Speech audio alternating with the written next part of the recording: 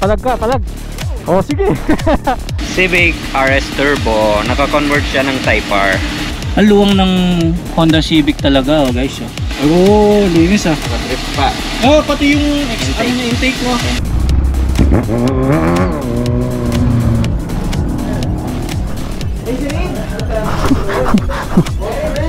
Hello. Yun. Ganda ng kulay. May reflector pa siya sa likod mo.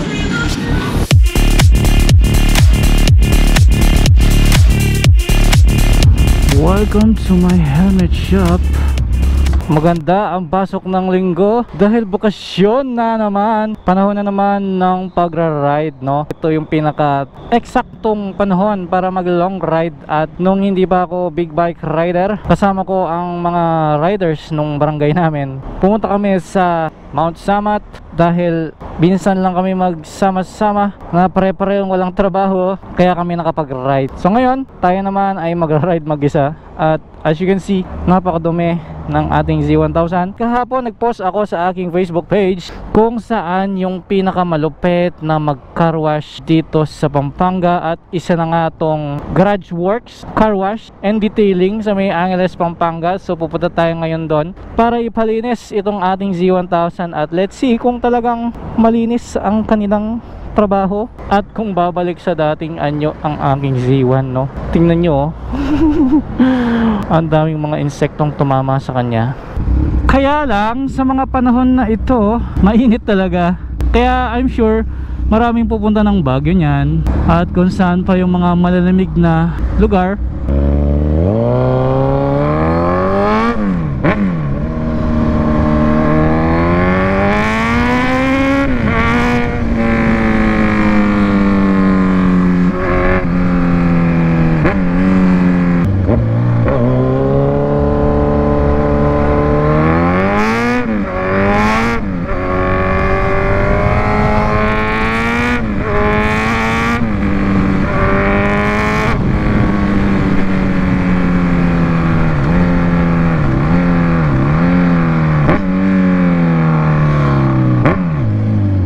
Ganitong panahon sigurado marami nagka-camp, lalo na dun sa Mapanuepe. Favorite ko yung Mapanuepe kasi campsite talaga siya. Alam mo yung kahit dalawa lang kayo natutulog doon sa tent, eh alam mong safe dahil may mga caretaker. Mahirap kasing mag-camping sa lugar na isolated talaga na hindi campsite. Alam mo yun, yung ikaw lang nag-decision matulog doon, di ba? Medyo delikado, di ba?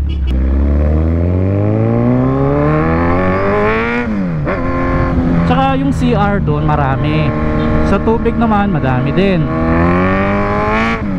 May tindahan pa, parang mini sari-sari store, ganon. Ang problema lang, walang signal. But anyway, kaya nga nag-camping at lumayo-layo kasi para, di ba, mag-post ka muna sa buhay online, ganyan. Malayo sa city, ganon. Kaya lang bukod sa Mapanuepe, wala akong ibang campsite na ka-level or mas hihigit pa sa Mapanuepe. Baka meron kayong alam dyan guys, pwede nyo i-comment dito para next time mapunta natin. At kung hindi man tayo mag-camping gamit yung 4 wheels, pwede namang mag-moto camping, di ba?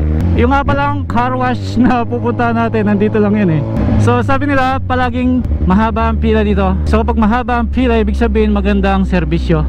Ayan o, nakikita ko na. So marami ang mga nagpapalinis at mukhang pipila tayo. Pero ang pinakamaganda dito, meron siyang customers lounge. At nandyan yung tropa natin. Ayan o, Garage Works. Oh, sige. Papakarwas ako. Bago gusto nyo magpakarwas, sabay na natin. Sama may pera eh. Oh, libre ko, sige. Gusto nyo? Gusto mo ba, Street? Oh, palag ka, palag. Oh, sige. Challenge yan, ha? Carwash. Pati ito, papakarwash namin. Oh, dalawa. Pati yung tao, no? Ligo na din kami. Iwan nyo na yung bike sa kanila. Iyon, customers lounge. Pwede ka bang cameraman? Pwede naman, kung kukunin mo ko, boss. Thank you. Sure kayo pwedeng i-carwash yung bike nyo? Pwede naman. Kina-carwash nyo ba talaga yan? Opo. Talaga? Okay lang mabasa yung bearing gano'n? O dahil seal bearing naman? Seal bearing po yung parehong bike. So okay lang naman? Opo. Okay. So yung kaibigan natin, pinakarwash niya yung kotse na, di ba ito yung kotse? Opo. Mako-content din to. Bro, you have a nice car. What do you do? For a living. Bro, ano tong kotse mo? Civic? Civic RS Turbo, naka-convert siya ng Type R. Naka-body kits, Oh. full exhaust, air intake, max, wheels, lahat-lahat. Basta yung engine lang. Stock lang yung engine. Wow, linis oh. Ang luwang ng Honda Civic talaga oh guys oh. Wow. Yung upuan no, grabe. Oh, linis ah. Naka-drift pa. Oh, pati yung Intake. intake mo. Intake. You know, bukod sa big bike natin, pati yung bike nila oh. Sir, ang ganda ng bike mo. What do you do? Tambay lang, sir. Sir, may nagpapakarwas talaga ng bisikleta dito. Bibira lang, sir. Ah, ngayon lang talaga. Magkano singil mo sa mga bike, sir? 50 daw po. 50 kada isa. Sir, sa big bike, magkano singil? 150. Okay. Libre na yung tubig tsaka sabon no, sir? Lato ko yun, sir. Sir, para di ka mahirapan, ibaliktad mo yung kaya yung bike. Pwede daw. So yun guys, tapos na. Almost 30 minutes din nilinis. So tayo naman ngayon yung magbabayad. Tara, bayad tayo. Oh, bayad. Bayad. Bayad tayo. Ha? Tapos na. Bayad na. Ako yung naglilibre. Ako yung nilibre. Ba't mo binayaran? Mag-explain ka. Wala akong Bakit ka nagbayad? explain eh. Wala ako for the views. Paano bro? Tuloy na ako. Okay. Yes sir. Sige sir. Tagal kitang pinapanood. Yo sir, thank you. Meron sir, kuha lang ako dito. Yun oh. Masayang uuwi oh. Nakalibre tayong lahat eh. Thank you. Thanks. Yun oh. Pare-pareho tayong ngiting tagumpay eh no. Shoutout po kay kay Ian Paul Magtuloy, pati kay Raven de la Cruz. Yun oh. O, paanda rin natin yung Z1. Susuka ng tubig to eh.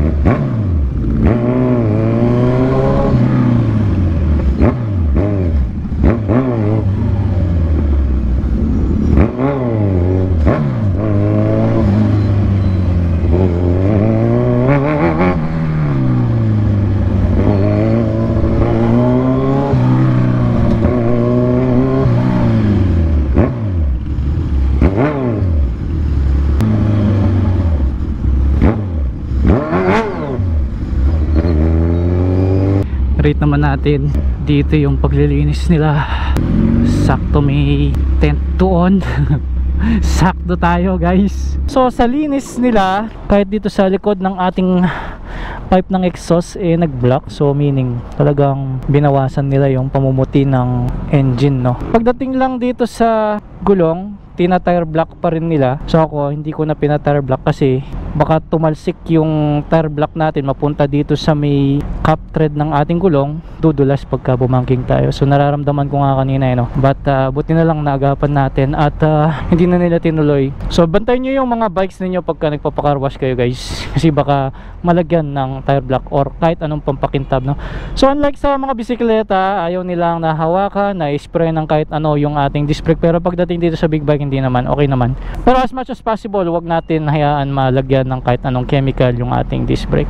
Halos nawala lahat ng mga insektong dumikit sa ating bike, no. Bukod sa paglilinis, medyo natagalan din sila sa pagpapakintab, no. So which is good naman. At may nakikita pa rin tayong maliliit na insekto dito, but gaya na sinabi ko kanina, hindi naman to motorcycle detailing para busisiin lahat ng singit-singit, maliliit na parts ng motor, no. Sa mga next content natin, hanap din tayo ng mga magagandang tambayan / car wash, no. But again, syempre iba-iba tayo ng taste sa mga car wash, and syempre pipiliin natin yung kung ano yung mas mura, ano yung mas pulidong magtrabaho, yung pinakamalapit sa bahay natin, di ba? Alam nga naman magpapa-car wash tayo, pupunta ka pa ng Maynila kung tiga Pampanga ka, di ba? Kung ang hanap mo naman is tambayan / cafe / car wash, ayun, talagang okay yun. Tamang tama, nasa 3:40 pa lang ng hapon, mukhang makakabili tayo ng riding shoes ngayon. Naghahanap talaga ako ng low cut dati pa. So meron tindahan dito sa Balibago, maraming nagbubuhat ng cross ngayon ngayon sila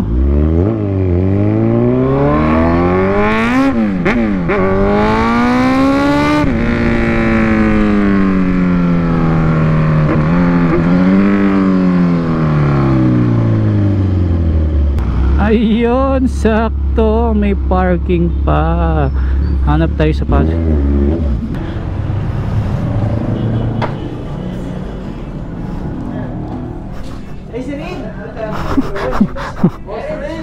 Hello. Sirid, bro. Mukhang bibili yata ako ng gear, sir. Naka-seal ngayon? Talaga? Patunay na nasa subscriber. Sana all. Kami boss rin, subscriber mo. Oh, thank you. Yun, thank you. Thank you. Sakto yung kulay Pwede isukat yan? Magkano ba yan? 6,600. Okay. Ay, 6 na wala. 6,000.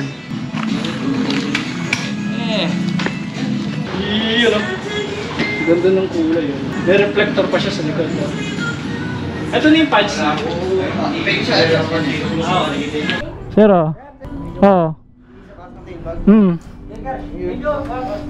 Pero thanks. Yun, Hindi naman ako tatakbo ng 200 Bumili kami sa isa ng Superman, si Bunso yung may dala. talaga? Right, so may bago ng pantalon and shoes. Ayos. At dami ko nagawa ngayon maghapon, Usually sa ginawa kong to, pinaka the best na motor na ginagamit is scooter para madala mo lahat, It's like paikot-ikot around Angeles. Hirap lang pumasok sa mga streets na maingay yung motor. Yung kahit ayaw mo magpapansin, napapansin ka dahil sa echo ba. Hindi naman sa nakakabulahaw na tunog, pero yung bass kasi ng pipe tumatagos sa mga bahay, kaya ang hirap din.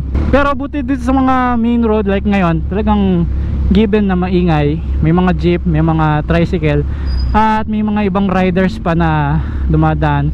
Siyempre iba-iba yung kanilang mga tambucho, iba-iba rin yung mga tunog at yung level ng noise.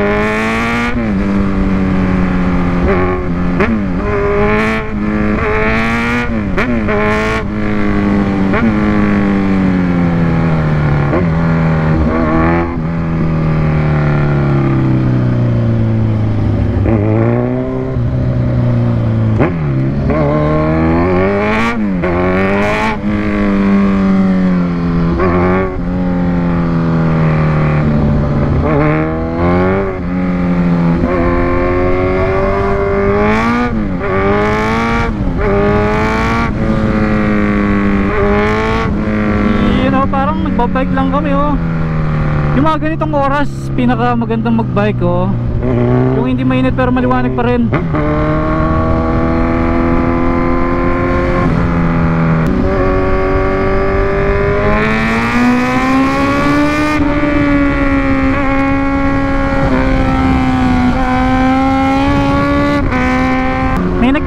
natin sa page kung ano sa dalawa, Z1 or ZH2. So bilang rider ng dalawang bike, visit ko muna yung mga friends natin dito kahit naka Z1 lang tayo. Ano pa ako sa Ironman? Oh sir, oh, kasabay tayo. Oo nga eh. Bako lang. Grabe yung experience doon. Ibang iba. Hindi ko makalimutan yun. Yung ulan, tsaka yung landslide. Nabasa ka na, natuyo, nabasa ulit, tapos natuyo ulit. At least napatunayan natin, kaya natin, di ba? Kaya. Sa bike kasi, pare-pareho na lang yan eh. Pero yung endurance sa tao talaga eh, oh. Sipin mo, alas 2, pumapagaspas eh yung hangin ng ulan. Di matapos eh. Ngayon ko lang naranasan yon, alas 2 ng madaling araw, binabagyo ka. Pero yung from Bangi hanggang Tugigaraw, yung umuulan ng Kaya nga eh, sobra. pagdating dun sa ibang part na, ang tuyo. Tuyo. Ba't ganun? Alam mo, sinulit ko nga yung dumi 1 month bago ko nilinis yung bike. Ayun sir. Akala ko kung ano. Mga bubomba niya kaya. Boss! From where? From where? From? Manila, sir. Manila. Sir. From Laguna, sir. Shout out sa mga taga-Luciano dyan. Okay, ikaw sir. Tarlac, sir. Tarlac, alright. Tingnan sir, salamat. sir. Salamat, okay na sticker niyo sir. Thank you, sir. Thank you. Right side, sir. Meron tayong follower dito guys. Iniwan niya yung trabaho niya. Hindi kaya mapagalitan si sir. Bati ka sir. Shout out po sa mga taga-Abra. Dito nakita ko na si Boss Reed. Alright. Yes. Thank you. Nagkayayaan kumain ang tropa dito sa Ducati Clark. Ayan, so kakain kami ngayon sa Fortune.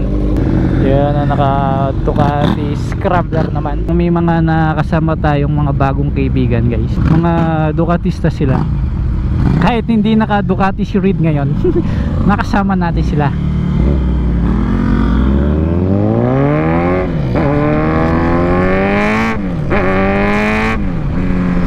Ito naman ang maganda sa Clark, sobrang ganda ng daan, sobrang luwang, napaka peaceful. Tapos ang daming mga kainan dito, ang daming tambayan. Habang nakatambay sa Ducati Clark, nagkayayaang kumain.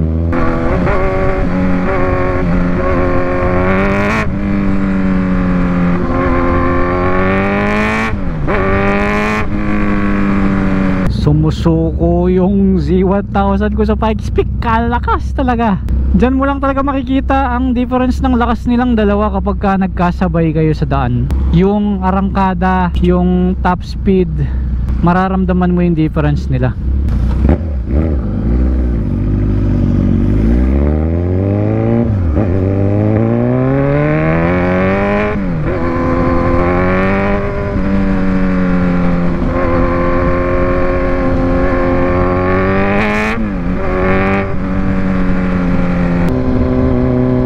Ito na yung Fortune. So yun guys, hanggang dito na lang muna. Maraming salamat. Breathe for speed.